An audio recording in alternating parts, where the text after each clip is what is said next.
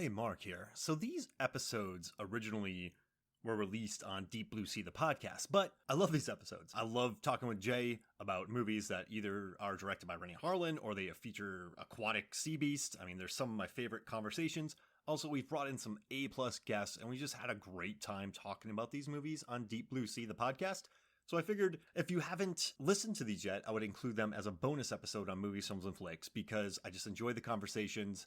I think they're worth listening to, and I think you're going to like them. So after you listen to these episodes, if you dig them, go check out Deep Blue Sea, the podcast, or just look out for more. And thanks once again for listening to Movies, Films, and Flakes. I really do appreciate it. There's like 2.7 million podcasts out there, and I'm honored that you spend the time listening to Movies, Films, and Flicks. So enjoy this. If you like it, make sure to go to Deep Blue Sea, the podcast, and check out all of our episodes, which break down Deep Blue Sea 1, 2, and 3. They're insane. Thank you.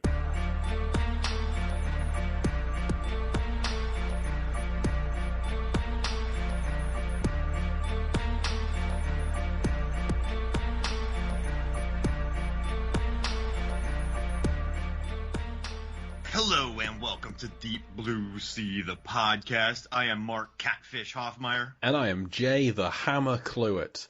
And today we are once again not talking about Deep Blue Sea, we're talking about another Deep Blue Sea adjacent film that I was unfamiliar with before today's show.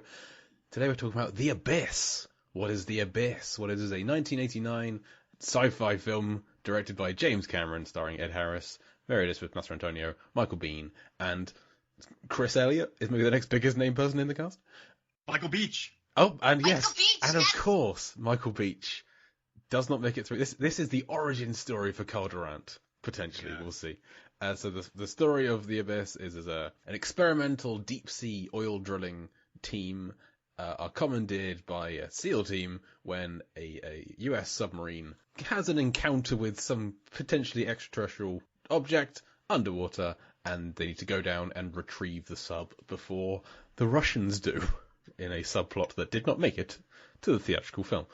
And hilarity ensues once they get down there. Leading things is Ed Harris as Bud Brigman, and his estranged wife, yes, Virgil. A nice nod to The Great Escape of a character called Virgil not liking being called Virgil. And his wife is Mary Elizabeth Mastrantonio. They are estranged. She is the designer of the rig, comes down, and things go awry. So we need someone to help discuss this film with us, Mark. We need somebody, particularly a James Cameron fan, I think, to join us. So who's joining us for this episode? And so this is awesome. We have you're back third time. You're part of the exclusive third time group. We have Heather Baxendale Walsh. Thank you for joining us. Thank you for having me back. I will totally go by Roger Ramjet for the rest of the show. Got it.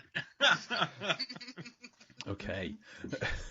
So, all right, so this movie, Heather, talk us through it, because you're a huge you're a big Cameron fan. So, what is it about The Abyss that you love, aside from the sweet stashes in this movie? Oh, the stashes are so powerful. And Ed Harris Tom being Selleck is definitely approving it. And Ed Harris being called a wiener. There's so many of those weird insults that deliver so awkwardly too. This is one. Okay, I came out with a legion of other underwater sea movies this year. I think there was 4 others. There was Deep Star 6, Leviathan, which Leviathan I actually watched last year when I was watching horror movies for Halloween, and I hadn't seen it since I was a kid, and it was so terrible. It was absolutely awful. But I mean, the special effects were crude at best, but it was still fun. It was fun. Deep Star 6 was one, Leviathan. There was something else like Lords of the Deep, almost the same thing. Yeah.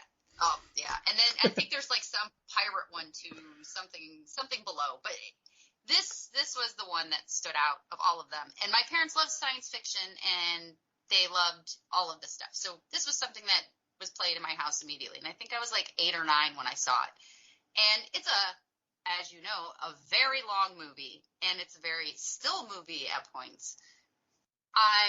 It's akin to when I put on There Will Be Blood, and the first 45 minutes of it, my little dragons just sat there watching it in awe. There's no dialogue, there's nothing that happens, but they were just sitting there enjoying it. And that's how I was with this movie. I was just enamored with it. It's absolutely beautiful. It still looks pretty good considering how dated it is tech-wise. but I like the story. I loved Ed Harris, and I love aliens and any kind of extraterrestrial thing other than actual E.T. the extraterrestrial. That can sawed off. But this was a movie that I couldn't remember which one of those underwater movies it was, and I kept asking my parents, "Can we watch that again? Can we watch that again?" But we didn't own it. And only later in life did I realize that my lovely favorite director, well, second favorite director, James Cameron, wrote and directed it. And Rennie I guess- Harlin's your number one? David Fincher. Yeah, we'll allow it, I suppose. I love David Fincher, but Cameron might be up there if he worked a little. Well, not worked a little more, but actually made more films. He works plenty, and as we all know, he does love underwater. Yeah, Yes. he's always working on a film. They just sometimes he has to invent things to make them. This is true. Well, and that's it. And he gets immersed in what he's doing. And I hadn't watched it for probably. Yeah. That hit about 7 seconds. Yeah, we both took a little while on that one. Because he does get immersed in every job. Like he could be making like a Sahara movie and he gets immersed in it, but then the water bit, oh, that was perfect. Yes, thank you for following me down that path. I'm used to my jokes not landing well or landing at all. Hey, if you could make a combined 5 of Fincher and Cameron films, what 5 would you be? So you go into a desert island and you could take 5 Cameron and Nolan films. Which 5 do you take? Okay, I would take 7. I would take You Alien. can only take 5. Darn it. Well,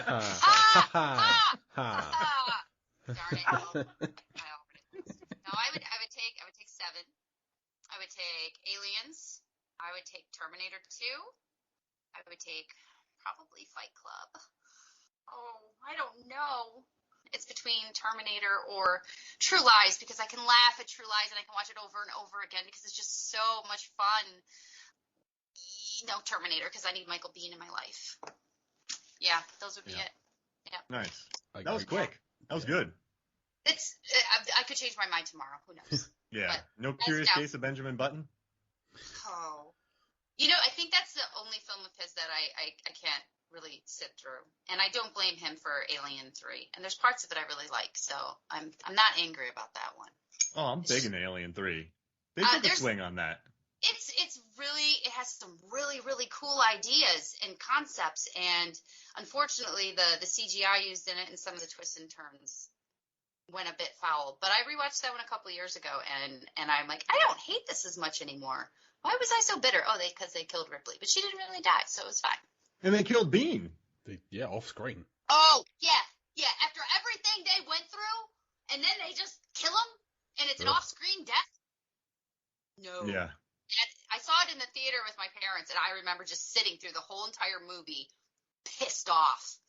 I was mad. We walked out, and I had my hands all bunched up and fists, and my mom and dad were like, that wasn't that great. And I was like, blah! Little girl just angry. Just slapping people's popcorn out of their hands. Oh, yeah. It was full of rage. I think that was one of my first experiences, like really, really being mad at a movie and hate watching it. Charles S. Dutton has sacrificed himself in a lot of movies. Legion, Alien 3. Yeah. Mimic. It's like, come on, man. He's quite good at it, though. Yeah, it's true. I'll draw him away, and I'll make then, Yeah. also, you have Charles Dance in there, who is killed off so early, and kind of freakishly. But what I did like about it was that it, it pulled back that whole horror sense from the first one and being kind of stuck again. And I like the prison thing. There's some really cool parts of it, but killed Michael Biehn. I'm tired of Michael Biehn dying, except in this movie. He eats it in this one. He does. We have a 2-hour and 20-minute film to discuss, and we are talking about just different film, different director, different everything. I love it so much. I mean, It's all listen. connected. This movie, there's almost too much to it. Right, because there you is. watch it, and I mean, listen, I love the production. So the production design by Leslie Dilley who was art director on New Hope, Return of the Jedi, Raiders, top notch. I mean, they filmed in like a abandoned nuclear power plant. Just that story blows my mind. The cinematography, they had to develop new cameras for this by Mikel Solomon, who went and directed Hard Rain. Learned a lot from this movie, and Band of Brothers, which I love. But it's tough because you have so much, like, I was gonna say under the surface, brother. You have so much, like, there's so many behind the scenes stories, and then the movie itself, I think, still looks beautiful because of that they built those sets to last because they were underwater. Like, they couldn't just build jabroni sets. Like, they had to really build it. So you walk through this world and it just looks beautiful. And then you have the whole James Cameron of it all, where, I don't know, I was thinking about this. I was watching the behind the scenes footage. There's an hour-long documentary about the making of it called Under Pressure. And a lot of the people were saying that Cameron, what I like about Cameron is, I can't speak for his, like, I've never been on one of his sets, but what I do like about him is he will be underwater for 47 hours straight. I mean, that's obviously hyperbole, but he is on the ground floor with you. He is there working. I don't think he would have his actors do something that he wouldn't do. Like, he would put himself through it. And I respect that. And, I've been on film sets before where it's been a wildly windy day, and they tell people to stand on the gigantic flags and silks that are hanging up so they don't blow away. But the fact is, if wind catches that thing, you're going with it. So you have these people who are wildly unsafe on set. And but then you're with Cameron, and I love, like, the director's way far away. Like, I feel like Cameron would step on one of those silks and direct. Like, someone needs to hold this thing down, I got it. But he would just stand on it and yell at people. I feel like James Cameron just loves being underwater. So I feel like he made this film to give himself the excuse of being underwater for 12 hours a day for 5 solid months, just so he could do it. Like, I'll make a film at the same time, I guess. But I'll dive in all the time. Hurrah! I'm gonna make my own little personal diving center with this huge set in it. Yeah. I love that about him too, though. He really is, and he's an innovator. He's a visionary, and he doesn't half-ass anything that he does. And there's something that I love about this movie too, and I rewatched it last year, so I saw it recently, and I hadn't watched it in a decade, so it was kind of fresh to me again. And it's that sense of awe you get, and you got that in a lot of, like, the mid to late 80s, early 90s movies. Spielberg, Zemeckis, they all do that really, really well. And in this movie, he'd spend so much time on one shot and just let it live, and it makes it so tangible and real. And then you have, like, the amazing set. You have this abandoned nuclear facility, and you look at, like, Bud's desk, and you just see all these little idiosyncrasies in the background, and everything just feels so real. And you still have, going through all those rooms, you're actually watching as they go through it. You're following the characters. It makes you feel like you're part of it and like you're there. And a lot of movies and movie makers now that they have access to these easy special effects and CGI, they forget about that and forget how important that is. And I think that's why we are starting to see a lot more practical effects being used now too. It takes longer, but it's much better, and it's a completely different experience. And whether you like Cameron's movies or not, there has to be some amount of respect for what he does. And this is one of those movies that, watching it again, it's just incredible. And again, that's something he said about Aliens too. He said he would never remaster it or add any other things into it because it was such an achievement of what he did at that time that movie should sit as it is forever. And it looks just as good however many years later. And I think The Abyss, it has a few things that, could use a little touching up, but for the most part, it's pretty incredible to watch and look at and realize how old it is. Oh, the CGI is incredible. It was groundbreaking at the time. You can see the stepping stones between this and Terminator 2 in terms of the liquid face and the liquid probe tendril thing. But even like the underwater aliens when they get towards the end, it all looks incredible. What are we? 32 years later. Yeah. Well, I think what he did, I mean, it's the same thing that's what Spielberg talks about with Jurassic Park, where there aren't that many visual effects shots in Jurassic Park. They built the visual effects around, like, they didn't just make a movie with special effects. The special effects highlighted everything they had built. So I think that's why it still looks so beautiful, is because they used them so strategically. And, ILM, what I love about them, when I hear about their stories, people working with ILM, like Stephen Summers talks about them a lot. Cameron talks about them a lot, where someone just kind of goes to them. They're like, listen, this is impossible, and we just need you to do it. And then they're like, okay, we got it. Like they have no clue what they're doing, but they ended up figuring it out. And I love that about them. Like I guess they just don't take no for an answer and just sleepless nights. And because of that, they've really created some stuff that still looks beautiful. And I dig it. Like those sets though, you watch, like it's just like, oh man, you just walk through them and exactly like you said, Heather, the tchotchkes on their desks make me so happy. And I feel like the actors, they're better when they're actually in those suits, when they're in the submersibles. I was listening to Alfonso Cuarón talk about Roma, and he had a bunch of non-actors in that movie. So he built a house, but instead of building it cheaply, he bought like nice tile. So when the actors walked barefoot on the floor, they could feel the tile like on their feet, obviously not on their heads, but that made their performances better because he didn't want them in just a set. Like he wanted to build and make it better, and that's why the movie looks so beautiful. So yeah, 1989, this thing still holds up. Big time, Mr. Leahy. Big time. I mean, I don't know. I love it. I love that he's a maniac. It's just how come this is? What do you think about this movie, Jay or Heather? Why is this considered like not top tier Cameron? Because when you talk about it, this isn't the movie that comes up. So why is this? If we were looking at the Cameron films I'd take for Desert Island, this would be the last one I'd take. I think this is probably my least favourite Cameron film today, and I've seen them all apart from those two documentaries he made, and I've not seen Piranha 2 this morning. I'd like to, but I haven't. So this is very much at the bottom of the pile for me, and I think it's because I don't like anyone in this film. I don't like any of the characters. I don't want to spend any time with them at all. They're all just, from the off, not nice people being not nice to each other throughout, and I'm not a fan of that. Like Ed Harris, Bud. Sorry, I didn't like The Abyss. Get that out of Oh here. wow! I wasn't a fan. I appreciate everything that's been said so far. I appreciate all the visual effects and the practical effects. Everything. The filmmaking is incredible. Story overall, I don't think I'll ever watch this film again. I don't particularly want to. I didn't like Bud. I didn't like how he's very brash. He's blue collar guy, blue collar team. Cameron loves that. Great. But I didn't like the whole like, oh, I hate my ex-wife. Oh, it's just, like he just like everyone's calling her a bitch from the off. As soon as she steps on the helicopter, Chris Alien's like, oh, Queen Bitch of the Universe. It's her nickname. But then that's just for the opening 15 minutes of the film. Once she gets down into the rig with the rest of them, she's fine, and she's being annoyed with the SEAL team, with Michael Biehn and his guys, and they're as much fun as a tax audit kind of thing.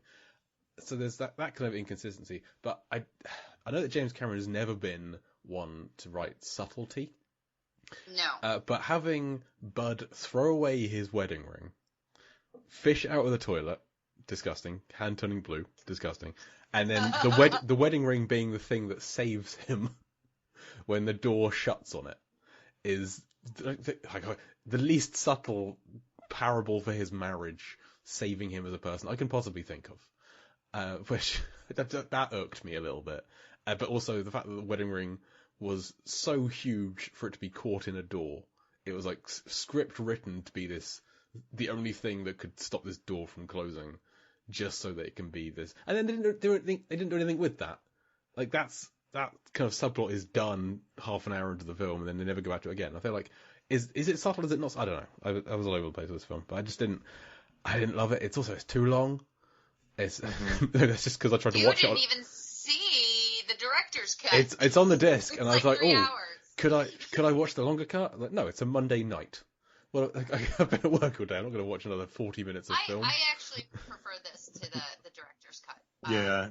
It's interesting to watch. It's kind of like Aliens. There's a few little holes that get filled in and little bits that you get to see that give some of the character stuff a little bit more development, but and fill some of those holes a little bit more. And it's kind of neat, but it's definitely not necessary. It was wise, and I think that Cameron actually had the final cut on this too. They had an idea of how long they wanted him to let it be, but I think he also agreed that it shouldn't be longer than 2:20 somewhere in there. I think he was allowed final cut if he kept it under a certain length, and he did that. I want to go back and say, when I said I didn't like it, that wasn't fair. I didn't love it. I liked it well enough. It's just I wanted it to be more and it to be better. It's not like one of my favourite films ever.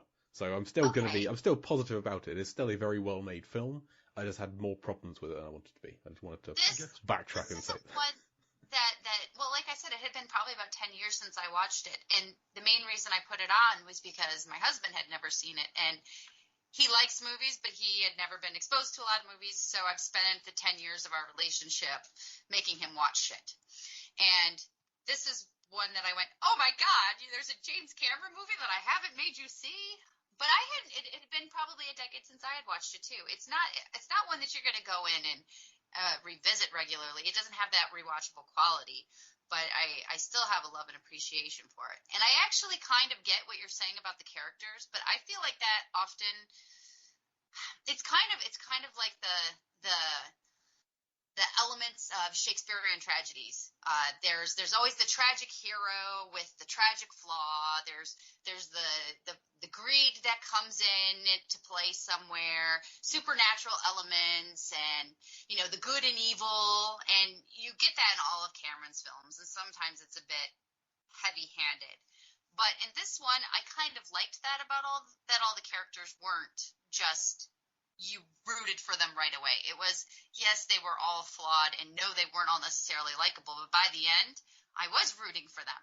Even Michael Biehn's character, when Lieutenant Coffee dies, there's a little connection where I'm going, oh man, that's a brutal way to go. And it wasn't that he was necessarily a bad dude. He was in way over his head, and he was suffering from the high pressure nervous syndrome. yes. He was the one in four guys that started to go cuckoo. And that was really spelled out as well. That scene of like, yeah. We'll be fine. Dr. Lindsay Brigman explaining everything, and then the SEAL team being in the scene saying, "We know all this. Why are you explaining this to us?" And then her continuing to explain it to them. It's like, okay, this is clearly for the audience, but this could have been done slightly more organically. Have a SEAL team guy who's on his first mission. Have them explaining it to her. I don't know. Something. It was far beyond foreshadowing. But I thought once all of those balls started rolling and it all started unraveling, and even with the ring, yes, that was also very heavy-handed. But ultimately, that's still kind of what happens in the end. It was the bond between them and their relationship, and they saved each other. It's a little, you know what I mean? It is what it is. But they shouldn't be together. Aspect of it. They shouldn't stay together. They're not good for each other. Not working together and in those circumstances for certain. But I liked all of that, and like you said, by the end you start to like her.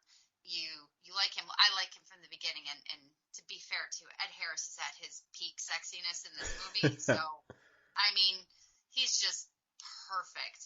And the blue collar characters, I usually like how Cameron does those a lot more, and he also is normally a bit better with making them kind of a-holes, but at the same time charming enough, and you didn't get as much of that in this one. I didn't feel like that either. He had these great character ideas, but I don't think they were as maybe they weren't cast as well. I don't know if it was the casting or what it was, but I didn't zero in on I don't know the names of the whole crew. There's not enough time to spend with them, right? Yeah. Because they had, I think one thing, maybe they had so many production issues. I mean, they could have shot more with him like they did with Jaws, but he didn't seem interested in any of that. He was more interested in the underwater stuff. And You're right. That's a great point you said. And sorry to interrupt you, Heather. Aside from Catfish, I don't really know any, or Bud. I don't know really any of their names. Well, one was called Jammer. Thing. The one was Jammer was the big guy, and then there was One Night Stand. Yes, was that her name? Lisa One Night Standing.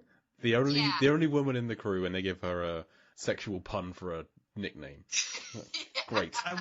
This is a weird movie for me because I understand the 89% tomato meter score. I understand the 7.5 IMDb score, but when I think about this, I don't really think about any of the characters.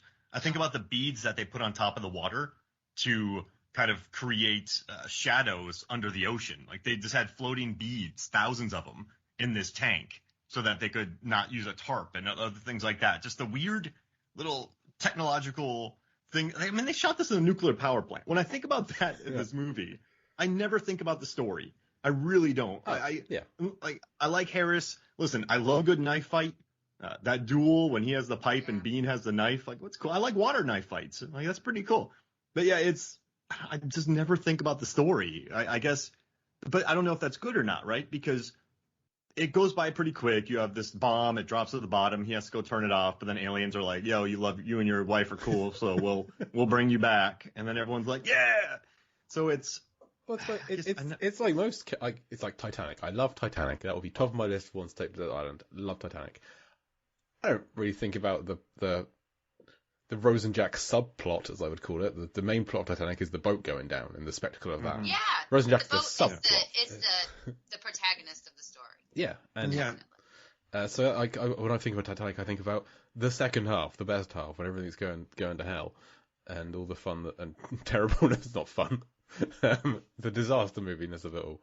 And I suppose that's the same here. It's the spectacle, it's the effects, it's the production story. But I watched that same documentary you did, Mark, and there's a lot of horror stories from the production of this film that didn't make it to that generally quite positive documentary that was commissioned by James Cameron.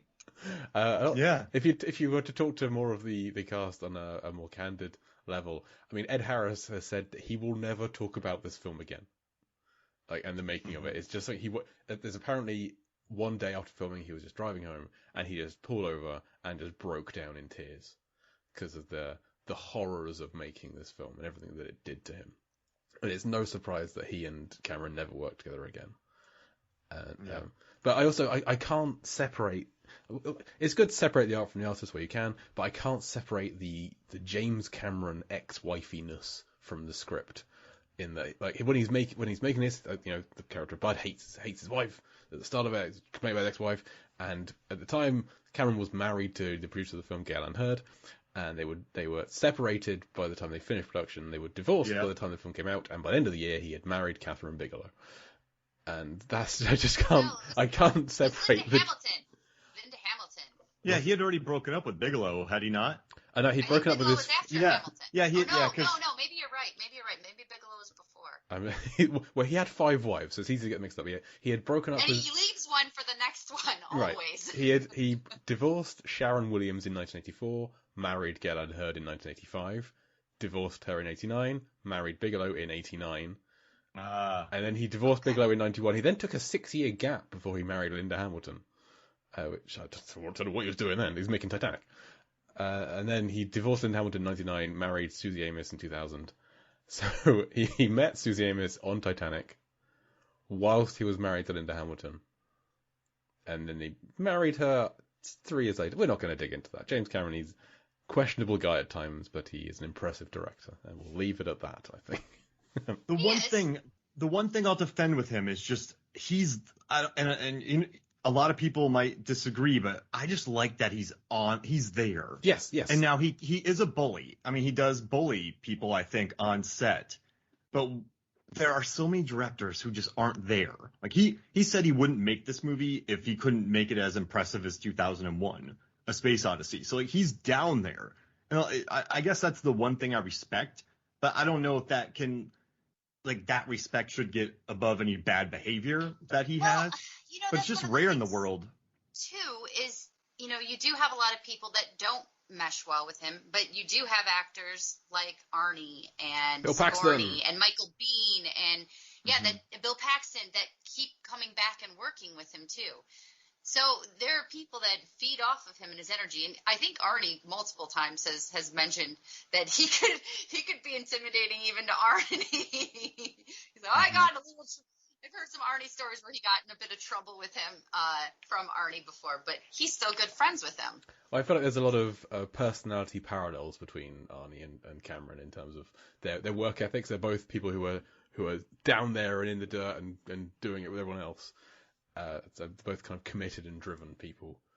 So I think they have gotten on well by the looks of things. Yeah. And the one thing with Ed Harris, right? He didn't like working with Michael Bay, who he said acted like a general on set on The Rock, and then his experience with Cameron as well. But he came back. He seems for like Bay. A guy. He came back for Pain and Gain. He came back for Pain and Gain. So true. So maybe because he on the commentary. So I listened to the commentary of The Rock, And Ed Harris was like, I kept telling Michael Bay, you don't have to be this guy. Because I guess Michael Bay was like, you don't have to be him. Because Bay has called, he's like making a movie is like going to war. And It doesn't. No, he's like, no, you don't you have to can't. do it. He's Michael like, Bay, you don't have to do it. Responded with, I've worked so hard to be this guy. Yeah. And he just goes, shut up, Ed Harris. I love that Ben Affleck story. Like, why aren't Drillas going to the moon? And then he's like, shut the F up. Yeah. Like, he, That's the same plot as this. This is a more realistic Armageddon. This is like Yeah. this is like True. if the oil drillers were already in space near the asteroid, that's how Armageddon would make sense. Like, okay, you guys just need to jet over there and blow it up. I have to give it to Cameron, who you know, his stories are pretty basic, which is fine, because you know they're mostly weighed in the emotional weight. You usually in his films you end up really liking the characters and you're rooting for them, and there's so much action and tension and effects that keeping the story simple is smart, but but he but this one, out of all of the deep underwater movies that came out in 89 and 90, is by far the one that makes the most sense. what, The Leviathan? Oh gosh, yeah. No.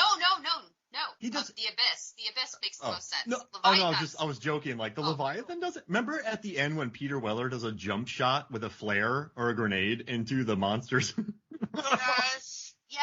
and it's literally comical because the effects are so bad. Yeah. I mean, they're just tremendously bad. It looks like somebody made it in their backyard. If you want to laugh, the Stan Winston people created the creature for Leviathan, and on the making of on their Stan Winston page, they just have photos of them chilling in Italy where they made Leviathan. Like, oh, here we are on this set, looking up for old props from old Italian movies, and here we are at this beach enjoying our day on this movie. So I think they just took that film to go to Italy and hang out. Because if you research their stuff on Stan Winston, they're like, and here's us at the beach. And here's us seeing some of Fellini's props. Just pretty funny. So if you ever get bored, that check that explains out. a lot, actually. Hmm But I mean, have we even talked about? I guess we've talked, but there's not much story here. But I'm fine with that. I kind of like the ring bit. I mean, there isn't. It's come back to Heather's Shakespeare point. It's kind of like a Shakespearean 5-act structure of this, where like Michael Biehn is the villain. He's dead 45 minutes before the end of the film. There's a whole half a film without him in it. The whole like, this is to me this feels like Underwater Armageddon meets Close Encounters of the Third Kind, which Close Encounters That's is fair. Close Encounters is not a film I love. I agree. I am wrong about this. This is entirely on me. I need to give it more time. Are you I not a hate fan of mashed Armageddon. potatoes? I'd love mashed potatoes. Wait, Richard Dreyfuss is wasting them. Should be eating If them. you don't like Close Encounters, that's fine. Are people attacking you for not liking a movie? It's happened before. I've literally had someone. I've been lifted up off the ground with hands around my throat for not seeing the Matrix sequels in the cinema. Oh, come on. That's fine. That's fine that you didn't. My But, goodness. If it was the Everyone has first, different movie tastes. Yeah. yeah.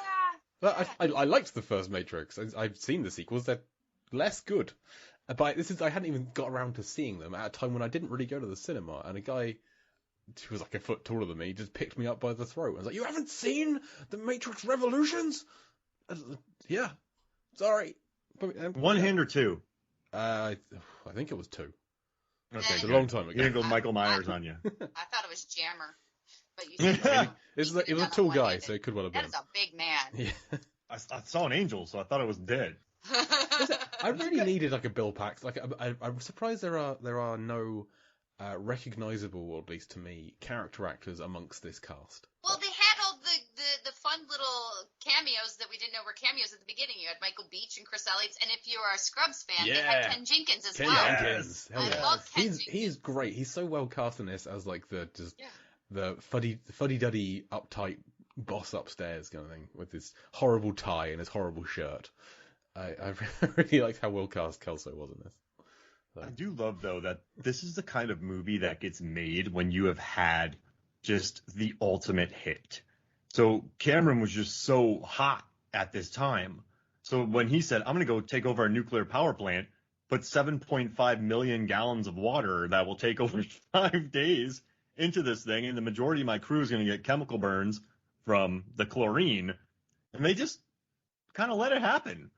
And I kind of love that, though. I love like the happening with M. Night when he got all that power. I love when directors get huge amounts of power and they're given a blank check to make one of these movies. I find them always so intriguing because they swing big. I mean, the story might be lacking a little bit, but Cameron swung so big. I love when people are at their height and they can do something like this.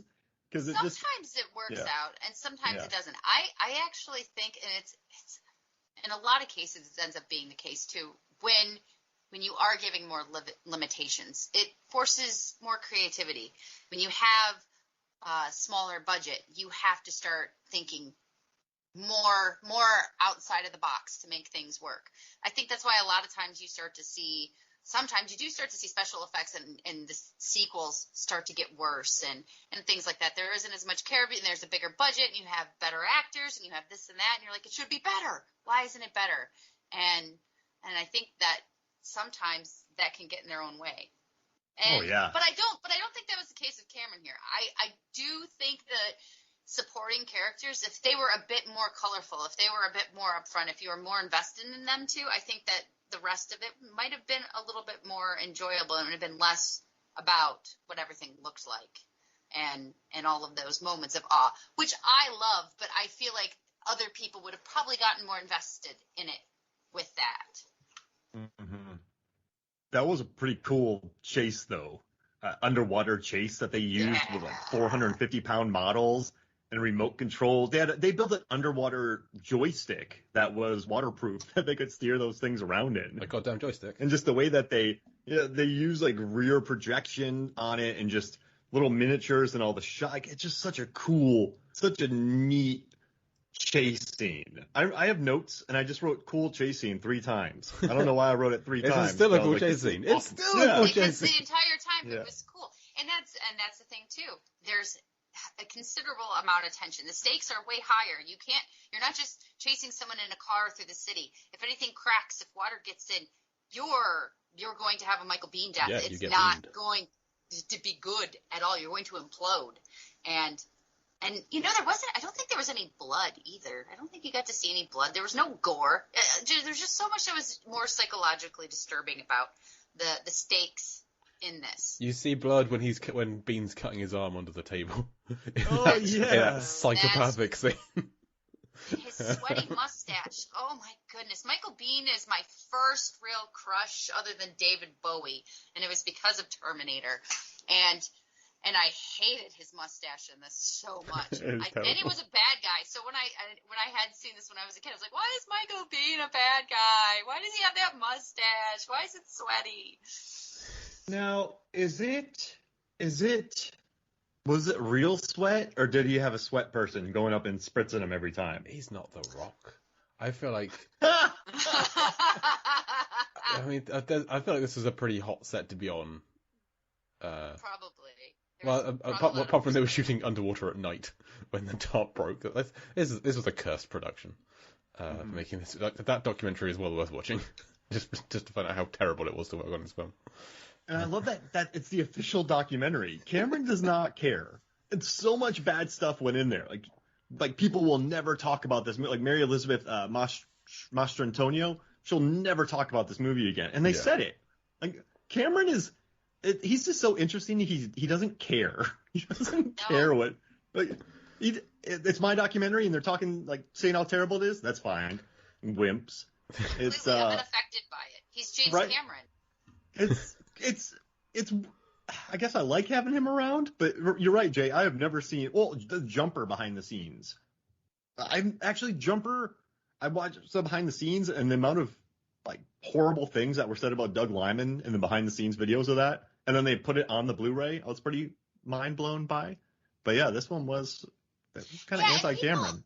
People kind of, and usually too, they'll kind of cover it up with something else too. Tom Cruise did that with Legend. He was like, yeah, it was a great movie, blah blah blah.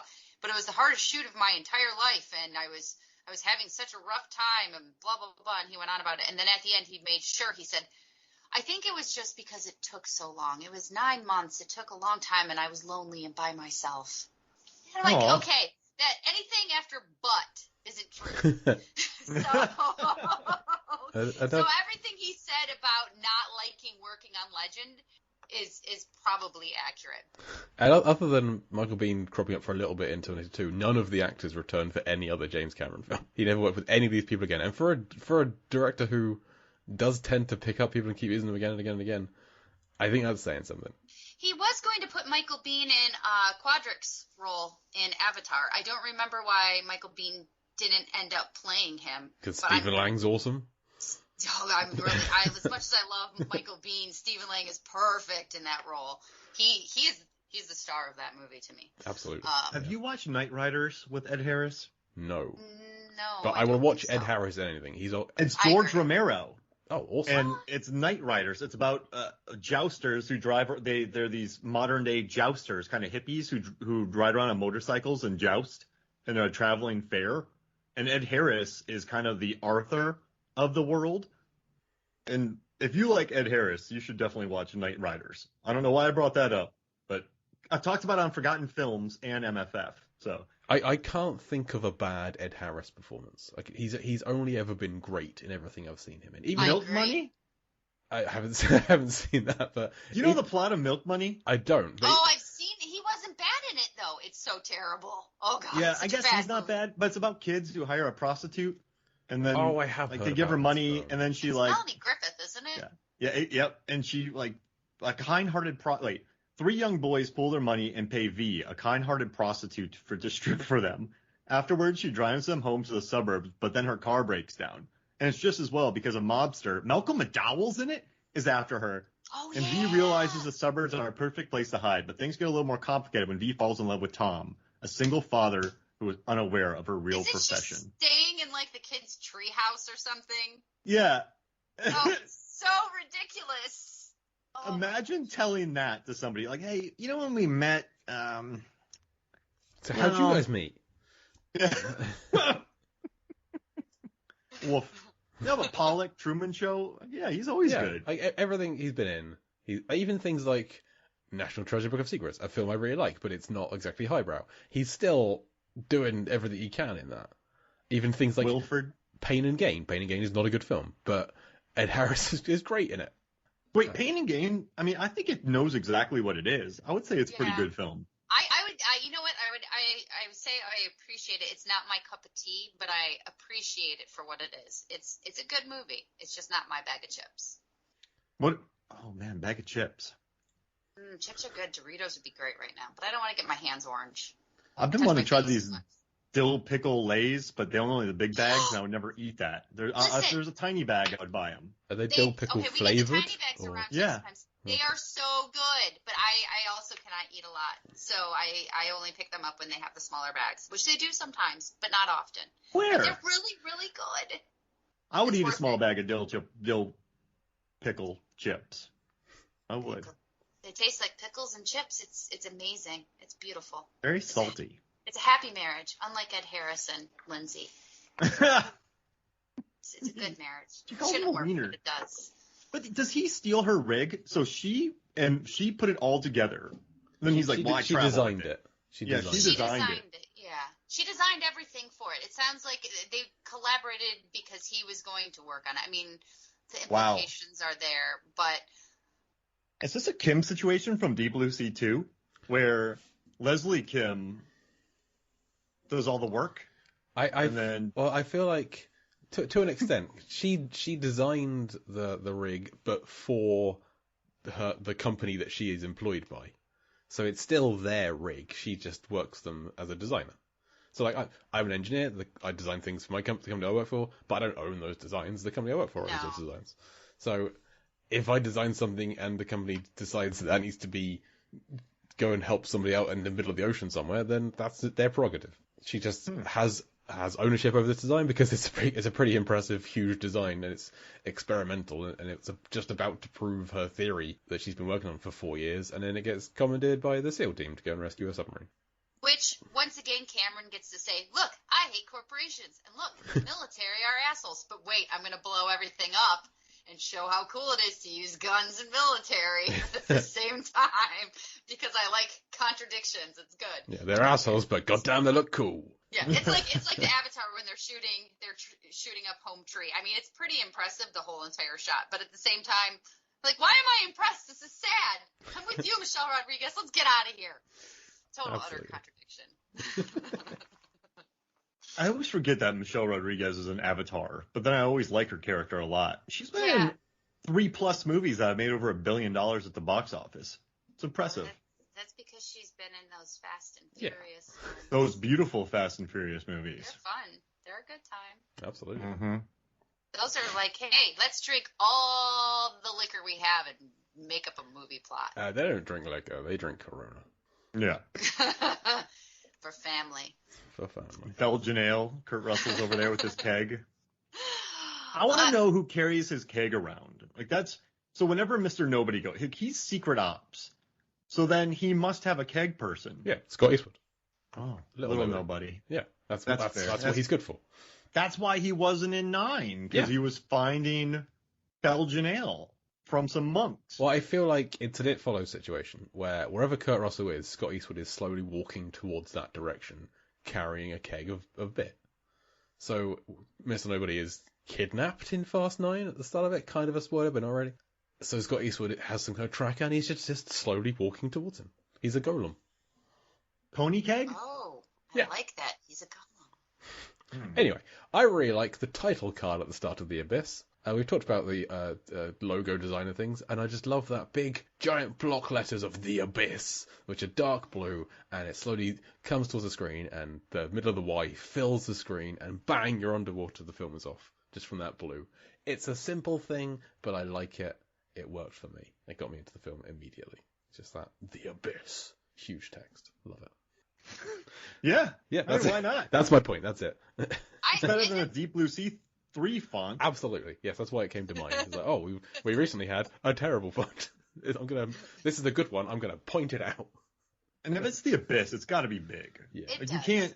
you can't go little on The Abyss. Just a little tiny in the middle of the The screen. corner? I mean, that would be pretty poetic, though. I mean, just think about it, like The Abyss, but it's just a tiny thing in the right corner. Yeah. No? Yeah. No, I like it.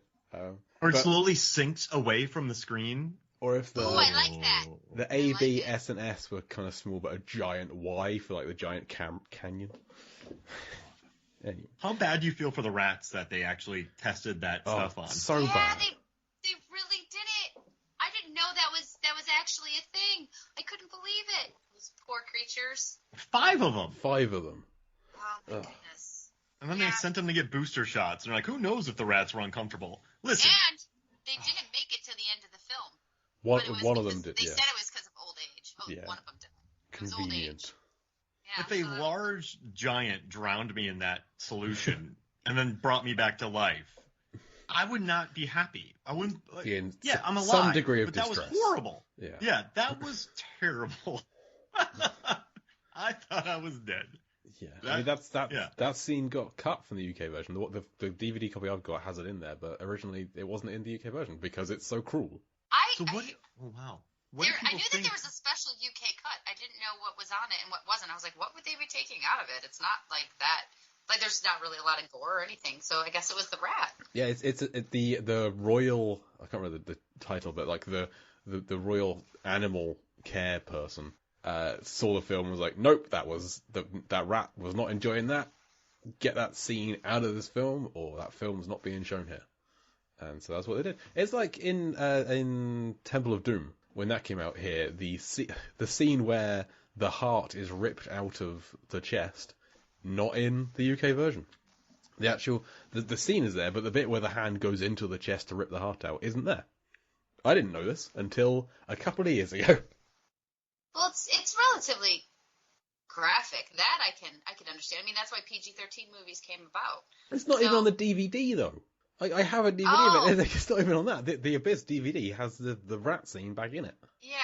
Oh, that is a bit odd. You got to go to YouTube and find it. In Goonies, did you have the squids scene in the Goonies over there?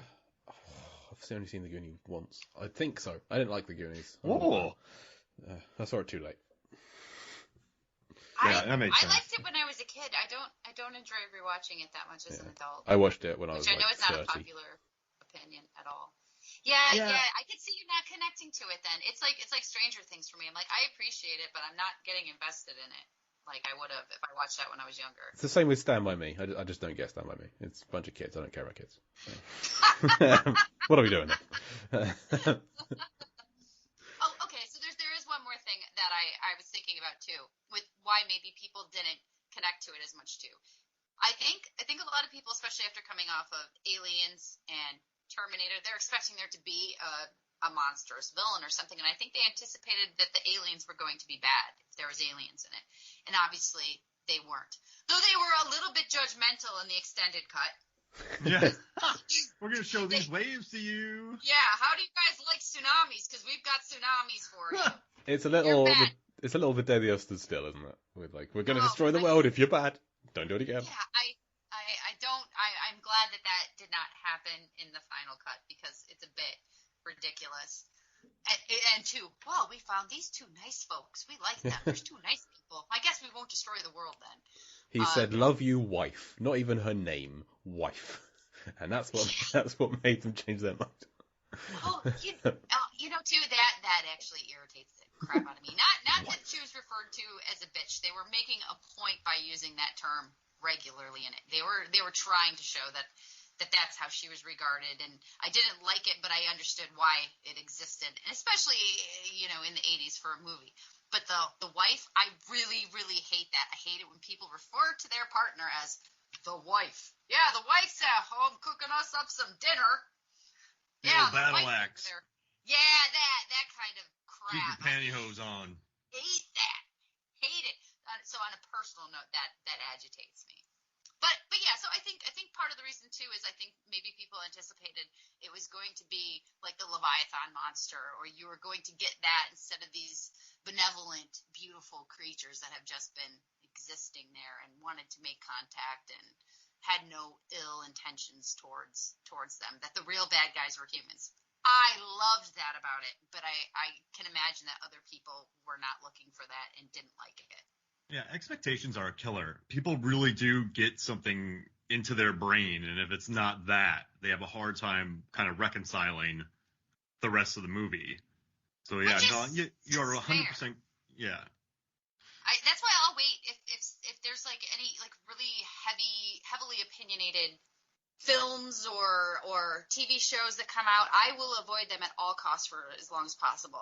I mean, Star Wars for me, it's in my blood, and I waited a really long time to watch The Mandalorian because I could not be influenced by everybody else talking about it one way or another. I wanted my expectations to be my own and not anything that I listened to or read. I'm avoiding, what's that darn sports show that everybody's talking about, Ted Lasso. Ted Lasso? Yeah, I am really tired of people going, you gotta watch Ted Lasso. I'm like, no, I don't. I mean, it is a good show. That's what I'll say. It is a good show.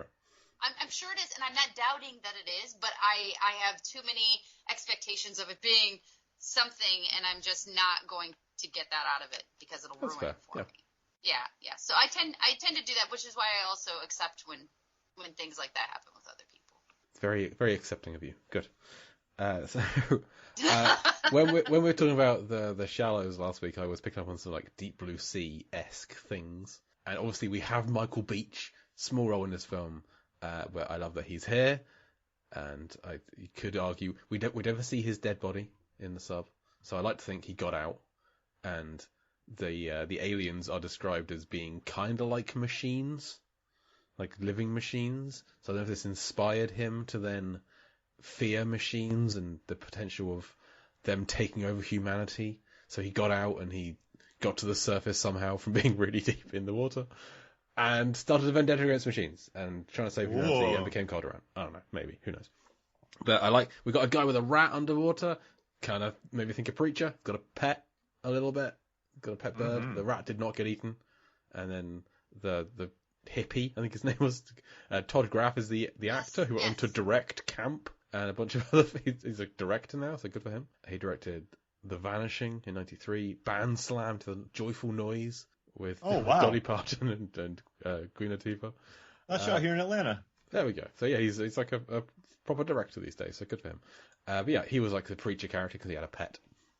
I wanted like Michael Biehn to kill the rat and then him to try to kill Michael Biehn. Like you killed my rat kind of thing, but it didn't happen unfortunately.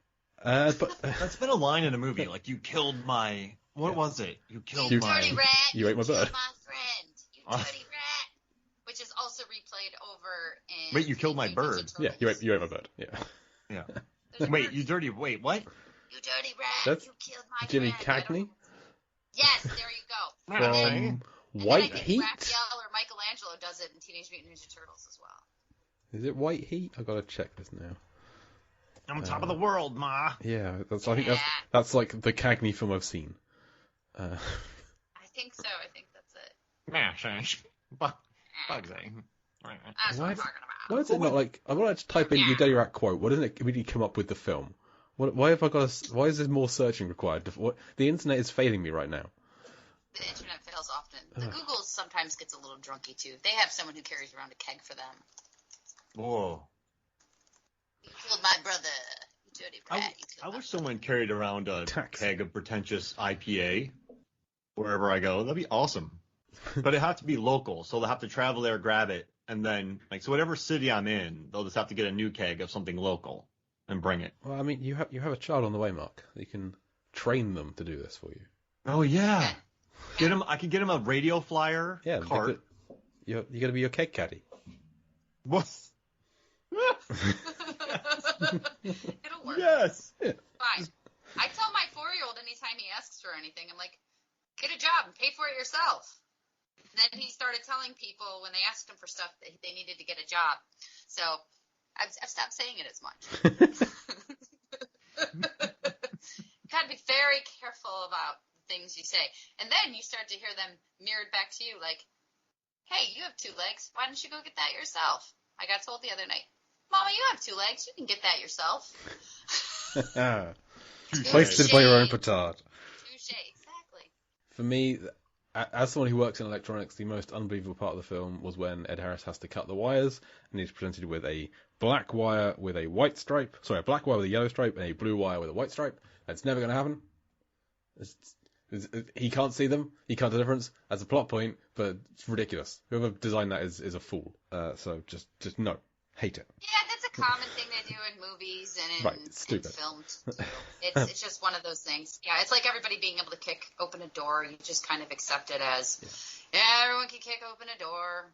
It's totally easy to do. It's Wires fine. have distinct, different colours for a reason. This is the reason. Anyway, moving on. Like, I loved that when he first meets the aliens, he greets them with a howdy. Yeah, howdy. Like, that's Yeah. wonderful. Yeah. Ed Harris is so good. He sells this. I mean, he was this poor guy, and then he met some new friends down there, and I don't know. He just Gonna stay a while. Yeah. I put liked the him. work in. Of all the characters, I really did like him. He wasn't a perfect person. He was flawed. And I personally enjoy when my main character isn't perfect, when they're actually real. It makes me be able to trust what's happening more in the scenario. It makes it more real for me. But he was relatively charming. And we don't know why he and his wife were so estranged. Everybody seemed to think she was the mega bitch. So I mean there was that too. He was likable to me though. The one moment that hasn't aged too well, I don't think it ever was good, but when she freezes, he takes her up to the surface. You have that good dramatic scene, but then they're like, "Oh, you need bare skin to do to start her heart back up." So then he rips her shirt open, and you just I just felt bad for Mary Elizabeth because I'm like, what? This isn't you just have red and blue wires like that. There's aliens like you just. Like, why have realism here? And it just seems... Well, it's realism, but also it's a scene where she is dead on a table. She is gone. She has been brain dead now for minutes. But he just screams and slaps at her until she comes back to life. So I actually have a hard time watching that just because he's so aggressively pressing on her chest, and I'm thinking, well, I was taught to do that, and you're not supposed to push that hard because you're going to break the rib cage, and it's hurting me right now watching it. I actually have a hard time watching that scene. It makes me uncomfortable, and also, yeah, it was unnecessary for her to be exposed. it just, I don't know. It just didn't feel like, of all the time to be real, like, and then just to do that, it just felt kind of exploitative a Yeah. little bit. And I mean, it's just like we got to have this realism in this scene, and yeah, and then he slaps her. It's like that doesn't get water out of your lungs. That just hurts your face. Yeah, that's just gonna So- be, that's you're adding problems. That's gonna be a bruise, Yeah. Yes. making it worse. Yeah. And he wasn't doing Staying Alive during his CPR. He's supposed to have songs. But knowing that for a lot of that, Master Antonio wasn't there because she'd had enough. Yeah. Because they ran out of film, but Cameron didn't tell anyone. They just kept going, like for Harris to slap her in the face without it And being then, yeah, filmed. I'm not an animal. And Right. for once, Cameron had nothing to say, Jay. Yeah. Cameron just sat there going, yeah. Yeah, so she's stormed off, and that's why it's all well framed so that Harris is like doing the compressions, but his hands are just off screen. So like the emotion he's giving that force to his performance when he's just pounding on the ground is incredible. Mm-hmm. So yeah, Yeah, just, I don't know. I watch it and I'm like, ugh. and then Maybe I'm getting old. I don't know. the when he goes down, when he does the dive to go and retrieve the warhead, whatever it is, and he can't speak. I find that it's a very, very interesting, very kind of daring move to have the lead of your film for the climax. They cannot talk, so that's unusual to have that for like, the biggest name in the film. And the emoting, he still gets so much emotion from him without the use of his voice. Like even just the typing in the pad. I know that Ed Harris isn't giving that performance, but you get so much emotion just from the typing somehow. For like, gotta stay a while, and it was a one-way trip, kind of thing. Yeah, It's it's a very great- Armageddon-esque. Yeah, it's incredible. I liked how his typing got progressively worse too, but you could still kind of figure out what he was saying, and I really do. I like all of that, and I love the ending. Mm-hmm. And they're like, and when he says, "There's lights down here. It's really light," and you're like, "Oh God, he's hallucinating." Howdy. Fair enough. Howdy. Howdy. And but that special effects. So I've been reading about the special effects and how they accomplish that. And it would be wildly boring to talk about. But if you go on any, like, it won the Oscar for best visual effects. And when you go to like visual effects artists' favorite shots, the shot from Abyss is in there. So I think, this is what led to T2. This is what led to Jurassic Park. Like, this was such. Yes, there were visual effects beforehand, but this was such a revolutionary moment in film. So I don't know. I guess I applaud it for that as well. I could watch a documentary on the making of that chase, undersea chase, because all the miniatures. I love miniatures in films. I love Me little too. sets. Like, I love looking at that stuff because it's just, it makes me so happy. Well, I think that's how most of Lord of the Rings was done, was with miniatures.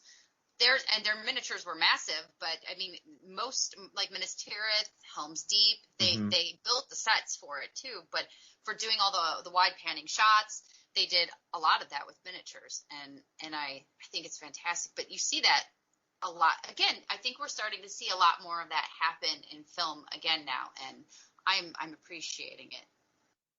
Absolutely. Because, I mean, I guess nowadays it's probably easier just to put it up on some blue screen, but I do love the art of miniatures. I love that stuff. Like, it's just because it's such, I don't know. I think it's such a neat workaround. I appreciate that all. And, I dig that Cameron worked on miniatures on Escape from New York. So I kind of appreciate that old school aesthetic. I don't know how much, like, matte paintings. Oh, The Green Knight used matte paintings, which made me so happy just to like see some matte paintings in a movie. So I it only had a $15 million budget, so we had to get creative. But I kind of dig that stuff. Like but like you said earlier, Heather, like it was a $15 million movie, so they had to get creative with things. So I dug how they handled that with that budget. So it just made me happy. Nice. And go watch Crawl. Yes. $15 million. Do it. So, silly question. Do we reckon this film deeper and bluer than Deep Blue Sea? Oh, yes. This film What's was the average depth? well, this film was filmed deeper than Deep Blue Sea. Let alone- I think they go like, oh God, what was it? Was it like 2,000. Okay. Or am I thinking 20? I've 10,000. worked They this like out. 10 Oh. Don't worry. I watched the film. Okay.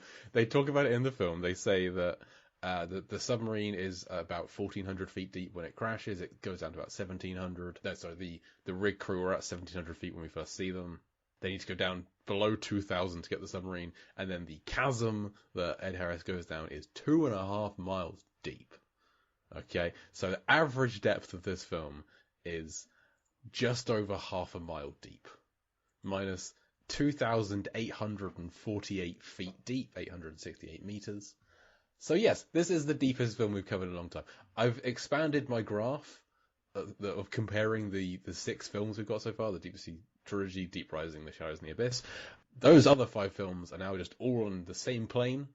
They're basically on 0, just so I can fit the minus 868 meters deep of the abyss. So this has skewed everything out completely. I'm going to need a separate graph to look at the shallower films and have this one as an anomaly off somewhere else.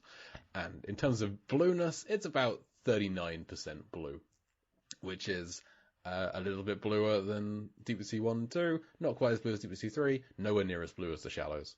Because whilst a lot of this is underwater, and underwater scenes are normally 100% blue, when they're like underwater exploring the submarine, it's like when they're actually inside the sub, it's not that blue.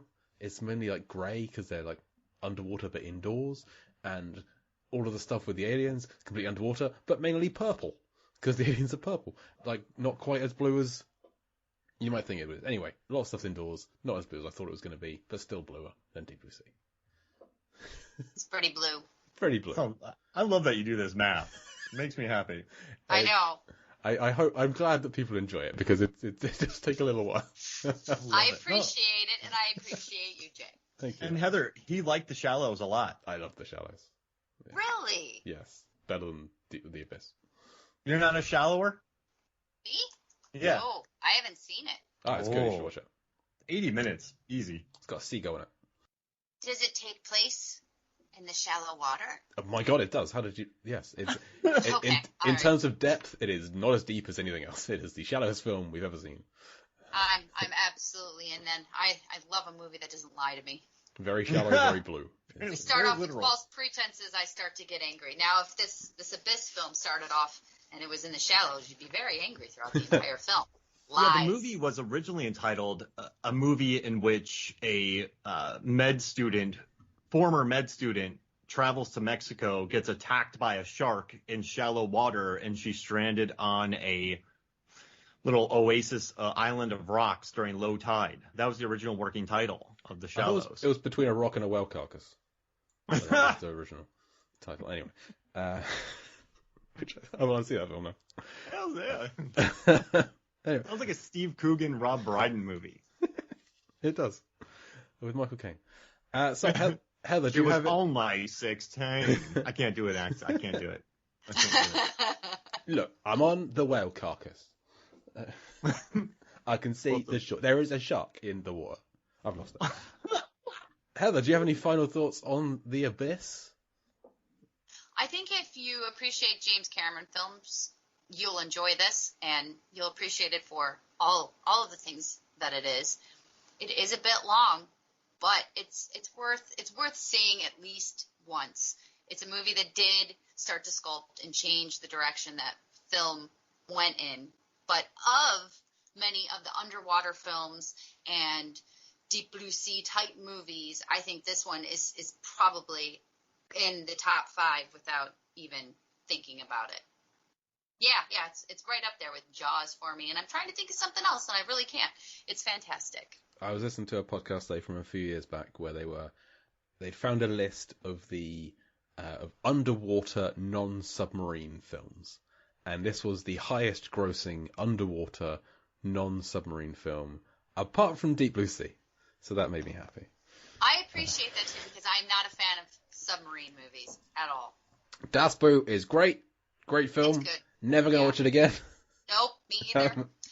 A Hunt for Red October. I'll watch The Hunt for Red October That's fine. over and Crimson over. Tide, That's fine. about it. They're That's the all only fine. one you got me on. That's it. And I like some U571. I liked it for the one time, and I've never watched it again. So That's one more They than do a me. lot of shaky camera and people flying around holding on to the I don't know, not a steering wheel of a submarine. They do some good jumping around work in that. Or they had a keg on set there too. The submarine was just in a giant keg. Yeah, there you go. That explains a lot. If you think about it, the ocean's just one big keg. It is. Okay. Mark, any more thoughts on The Abyss? No, I had a lot of fun. This was a good time. I'm glad we covered it. And listen, just watch the documentary, Yes, if do anything, it. because just the amount of work they put into this movie, I just admire and I really love. Excellent. Okay, well, Heather, where can people find you? Oh, I'm on the web sometimes, looking up in the Googles, and then every once in a while I do shows. The Milfcast has been offline for about a month now. We're probably going to go maybe another week or so, and then we'll start back our regular streaming. You can find us on YouTube. You can find us at Milfcast on Facebook and Instagram. I'm still posting funsies all the time for you guys. And we'll be back on Twitch probably next Wednesday, I'm thinking, for our live streaming. And if you want to watch my cat doing yoga, you can follow me at HeaderTime1981. The cat's getting better, I think. He is. Yeah. And he's also getting lazier, so I need to figure this out. Because he's doing less, but he's doing it better. He's working smarter, not harder. Exactly. Yeah. I hate doing that. On Deep Blue Sea the podcast, we work dumber. God damn it, we work dumber. Yeah, that's right. But it's Good. fun. Well, listeners, you can find my writing over at lifevsfilm.com, LifeVSFilm. Follow me on Twitter at LifeVSFilm. Listen to me once a month over on the Lambcast, the official podcast of the large association of movie blogs, where I host a monthly movie trivia podcast called Lampardy, which Mark and Heather have both been on, Heather more recently than Mark. And neither of you have ever won, but you always have a good time. Let it ride. Exactly. That's right. I don't need to win. I just show up for the funsies and screwing up everybody's games. Yeah, I don't like being competitive. I have fun. I That's how agree. you and I are very different people, Mark. If I win, I'm like, man, I don't know if I like that. we had some flat pack furniture. We had some dining chairs delivered yesterday. There's 6 of them. And my wife was like, "Let's race building them," and I took it really seriously. she had a head start and she like built the first one first. And then I built my second one before she built her second one. And then the third one were like neck and neck. And there were like these felt pad feet to go on the bottom. And I couldn't get the double-sided sticky bit off the bottom of it. And I was getting really frustrated, and she won because I was just fiddling with this little bit of felt, and it just really pissed me off. So that's the kind of person I am. Mark, what have you got to plug? Yeah. Movies, Films, and Flicks. Movies, Films on FLIX. Go check that out. Listen to the podcast and all the reviews. And I just put up a weird piece about Ernest, Scared Stupid. I figured out that the curse that Trantor the Troll placed on the world bloodline led to his demise, because he's like, everyone will become dumber and dumber, and that explains Ernest. But because that magic is on his family and Ernest goes to camp, he fulfills that initiation ritual. And Ernest saves Christmas. He helps save Christmas. He doesn't care. He has the heart of a child because of this curse. And Ernest goes to jail. He survives the electric tear and becomes magnetized because there's just magic on him. He's needed to get Trantor out. So when he releases Trantor, what Trantor doesn't realize is that his curse created the only person that can really stop him. And Ernest stops him. So I wrote a big data piece about that. That was pretty popular. And then I work for Rotten Tomatoes. I work on their Versus videos and their Rotten Tomatoes is Wrong podcast. Watch Deep Blue Sea. It's the second best shark movie of all time. Go check that out episode. And also, I worked on a disaster movie episode, and Mark Ellis name drops Crawl about 17 times. And that makes me very happy. So watch that episode. You'll hear some Crawl love. Made sure that got a lot of quotes in there. And then Film Theory, I got some fun ones coming out for them if you type in Mark Hoffmeyer Film Theory on YouTube. And then I started working for Fandom. So I just did a video about Joker and Harley Quinn. I have another one about Air Bud. And then I have 3 more in the work. So if you go on Fandom and you do By the Numbers, I work on those videos. So that's my new stuff. Awesome. So you're not doing much at all. Yeah. I'm so busy, but I love it. I mean, I'd rather be busy than not. So, I don't sleep much, but it's cool. Sleep? Sleep's overrated. Yeah. I mean, like you work really hard to get somewhere, and then you get there, and then you're like, I'm good, and then you just stop doing it. So, but it's cool. It's really fun. Like, I think y'all like those fandom videos. We got some fun ones coming up, and I got some bonkers film theory episodes coming up. So I'm very excited. And I did a Quiet Place video, how to survive it, is coming out late September, early October. And I walked around with a sound, like a decibel meter. And I figured out that, like, all the attacks and with ambient noises and whispering, and I took walks on gravel, walks on sand, walks on grass. My wife, Megan, recorded the fall off on it. We recorded people running by us at the trail. So I did all this research about decibel noises and how you could stay safe in the world. Because you're not going to blow them up with a rocket launcher. Some people are like, this is how you survive the Quiet Place. Don't make noise and get a rocket launcher. Like, these things survived an asteroid, a meteor that fell to Earth.